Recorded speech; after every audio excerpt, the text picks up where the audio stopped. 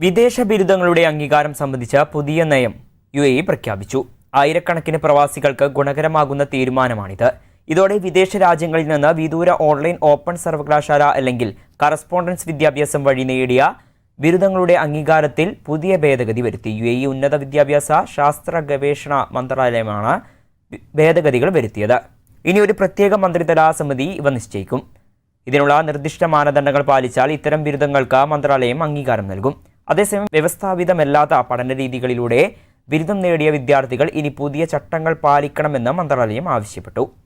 ഇതിനിടെ ബിരുദം നൽകുന്ന സ്ഥാപനത്തിന് മാതൃരാജ്യത്തെ അക്കാദമിക് അക്രഡിറ്റേഷൻ ഏജൻസിയുടെ അംഗീകാരം ഉണ്ടായിരിക്കണമെന്നും പുതിയ നിയമത്തിൽ പറയുന്നു.